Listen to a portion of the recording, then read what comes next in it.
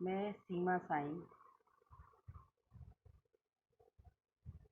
आपको बाबा की एक चमत्कार बताती हूँ। एक अद्भुत घटना जो मेरे साथ गुजरी। सन 2005 में मैं ब्यूटिशियन हुआ करती थी, पार्लर चलाया करती थी। एक दिन अचानक बाबा ने सपने में आकर कहा, ये पार्लर बंद कर दे, तू मेरे कीर्तन कर। अब मुझे समझ नहीं आता था, ना तो मुझे गाना आता है बाबा, ना बजाना आता है, मैं आपके कीर्तन कैसे कर सकती हूँ। लेकिन फिर अगले दिन सपने में मेरे बाबा आए और बोले, तू ये पार्लर बंद कर दे, तू मेरे कीर्तन कर। अब मैं बड़े अचरज में पड़ गई, आश्चर्य में पड़ गई कि ना मुझे गाना आता है, ना बजाना आता है बाबा, मैं आपके कीर्तन कैसे करूं। तभी हमारे गाजियाबाद में एक दिल्ली गेट में साईं बाबा का सबसे पुराना मंदिर है। मैं माता के दर्शन करने गई तो वहाँ मुझे वही बाबा दिखे। मैं हैरान हो गई कि ये बाबा तो मेरे सपने में आते हैं। मैं उस मंदिर में जाने लगी हर बृहस्पतिवार को। धीरे धीरे मैं अपनी कॉलोनी में, पुरानी पंचवटी कॉलोनी में सबके घर गई कि कोई साईं बाबा को मानता है। तो मुझे 5 घर ऐसे मिले जो साईं बाबा को माना करते थे। मैंने उनसे बोला कि आप हमारे घर में कीर्तन करेंगी। वो बोली, हमें थोड़ा बहुत आता है। तो वो 5 औरतें मेरे घर में आईं और साईं बाबा का कीर्तन शुरू हो गया। लेकिन बाबा ने मुझे हुक्म किया था कि कभी दरबार पे पैसा मत चढ़ने देना। मैं उसी हुक्म को फॉलो करने लगी। धीरे धीरे हमारे घर में संगत बढ़ती चली गई, बढ़ती चली गई। 5 औरतों से 500 औरतों की संगत हो गई हमारे घर में। फिर धीरे धीरे बड़ी विशाल साईं संध्या भी करवाने लगे हम लोग। लेकिन 2 ही साल बीते थे तो साथ में जुड़ी औरतों के मन में ये आने लगा कि ढोलक हम बजाते हैं, भजन भी हम गाते हैं, तो नाम इसका क्यों हो रहा है। हर जगह नेतागिरी और कुर्सी की लड़ाई होती है। वो मुझसे बोलने लगी कि सीमा, तुम भजनों की हाजिरी मत लगाया करो। अब मैंने बोला, बाबा अगर मैं भजन नहीं गाऊंगी तो फिर मैं कीर्तन में ही क्या करने आऊँगी। 2 साल बाद मैंने वो कीर्तन उनको सुपुर्द किया और वहाँ जाना बंद कर दिया। अचानक नई पंचवटी कॉलोनी, हमारे बराबर में एक कॉलोनी है, वहाँ से एक लेडी आई। वो गणपति जी की भक्त है।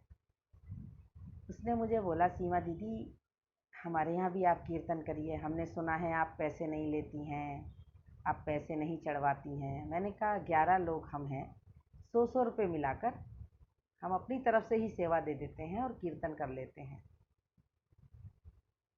अब नई पंचवटी कॉलोनी में भी 5 से 10 औरतें हुआ करती थी उसके घर में।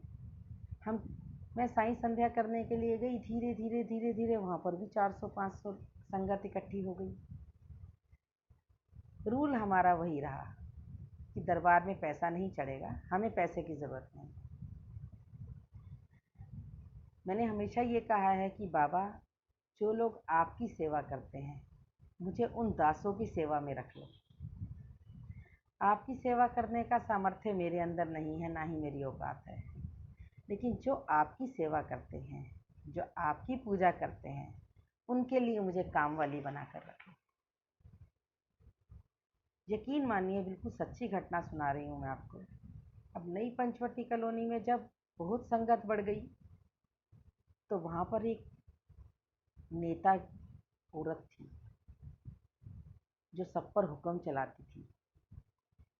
पैसा भी कमाती थी। जब कीर्तन बुक होते थे, चढ़ावा लेती थी, लोगों के कीर्तन बुक करवाया करती थी। धीरे धीरे धीरे धीरे उस कॉलोनी से कीर्तन करने वालों का बिजनेस बंद हो गया। पैसा कमाना, पैसा देना सब बंद हो गया। तो उसने मुझे धमकी दी कि तुम इस कॉलोनी में कीर्तन करने के लिए नहीं आओगे। मैंने कहा, बाबा ने हुक्म दिया है कीर्तन करने का, तो मौत आती है तो आ जाए, कीर्तन तो मैं ज़रूर करने आऊँगी। वो बोली, अगर इस बृहस्पतिवार को तुम कीर्तन करने आई तो हम तुम्हारा मर्डर करवा देंगे। मैंने मन में सोचा कि कहना कथनी और करनी में बहुत फ़र्क होता है। तो कौन किसका मर्डर करवा सकता है। और मैं तो बाबा के पंथ पे चल निकली, अब जान जाती है तो चली जाए। यकीन मानिए, मैं बृहस्पतिवार को कीर्तन करने गई और जब मैं कीर्तन करके लौट रही थी तो उस औरत ने 4 काम वालियों के साथ मिलकर मुझ पर हमला करवा दिया और उन्होंने मुझे डंडों से, पाइपों से इतना मारा, और ये सोचकर कि ये मर गई है, मुझे अधमरा छोड़कर चली गई। 5 मिनट बाद मेरी हल्की सी आँख खुली और मुझे लगा मैं मर चुकी हूँ। मैंने कहा बाबा तेरी मर्जी। लेकिन 5 मिनट बाद जब मेरी आँख खुली तो मैं तो जिंदा थी। मेरे शरीर पर नील जरूर पड़े थे, लेकिन ना दर्द था और ना ही कोई मेरी हड्डी टूटी थी। मुझे लोग घर ले आए। मैं घर आकर बहुत रोई कि बाबा, आपके कीर्तन करने का मुझे ये इनाम मिला है तो ठीक है। धीरे धीरे उस औरत ने मुझे बदनाम करना शुरू कर दिया। मेरे अपने घर वाले, मेरे अपने परिवार के लोग उसकी बातों में आ गए और मुझसे तरह तरह के क्वेश्चन करने लगे। मेरे पास किसी भी झूठ का कोई जवाब नहीं था। मैं मौन रही और एक ही आवाज़ लगाती रही कि बाबा, पूरा संसार छूट गया, समझ में आता है। पूरे संसार ने मुझे गलत कहा, समझ में आता है। अपने छोड़ गए, समझ में आता है, मगर आप कहाँ हो? आपको अब आना पड़ेगा। अगर अब भी आप ना आए तो मेरी श्रद्धा डोल जाएगी। मैंने अपने सारे रोजगार बंद किए, मुझे पैसे का कोई मोह नहीं है। मैं सन 2005 से साईं बाबा के कीर्तन करती हूँ, भजन संध्या करती हूँ। बदले में मैंने कभी 5 पैसे भी नहीं लिए किसी से। हमारा गाजियाबाद शहर गवाह है इस बात का। मैंने कभी किसी से 5 पैसे भी नहीं लिए। हर किसी के घर में निःशुल्क कीर्तन किया है, अपने पास से पैसा लगाकर। अब मैं 3 दिन हो गए मुझे रोते रोते। रात को सोते सोते मुझे एक मेटल के बाबा नजर आए कि मैं तो आ चुका हूँ तेरे गाजियाबाद में, हरि मंदिर में आ गया हूँ, मुझे ले जा। हमारे गाजियाबाद शहर में राधा कृष्ण का एक हरि मंदिर है, गांधीनगर में। मैं वहाँ आ गया हूँ।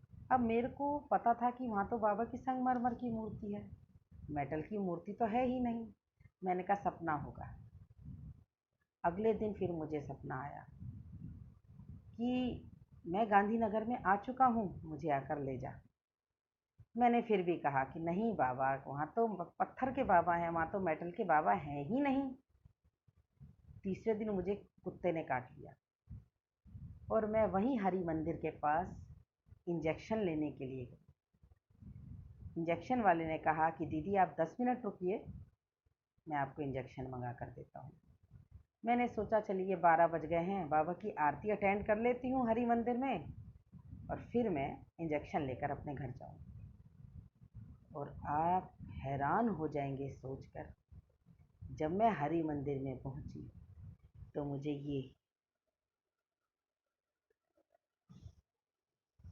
ये वाले मेटल के बाबा वहाँ बैठे हुए नजर आए। यही वाले बाबा मेरे सपने में आकर कहते थे कि मैं तो आ चुका हूँ, मुझे आकर ले जा। मैं वहाँ आरती में गई और ज़ोर ज़ोर से रोने लगी।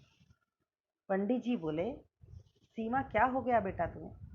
मैंने कहा पंडित जी, ये वाले बाबा 3 दिन से मेरे सपने में आ रहे हैं कि मैं हरि मंदिर में आया हूँ, मुझे आकर ले जा। वो बोले 3 दिन पहले ही इन्हें यहाँ पर कोई छोड़कर चला गया है। सोच के देखिए उस समय मेरा क्या हाल हुआ होगा। मेरा रोना बंद ही नहीं हो रहा था। हमारी श्रद्धा में कमी है, हमारे बुलाने में कमी है, बाबा के आने में कोई कमी नहीं है। जिस दिन से ये बाबा हमारे घर में आए, मेरे मन में कोई भी सवाल उठता है, ये बाबा उसका जवाब दे देते हैं। यकीन मानने की बात है, कोई मानेगा और कोई नहीं मानेगा, लेकिन मेरे मन में कभी भी कोई सवाल आता है, ये बाबा उसका जवाब फ़ौरन दे देते हैं।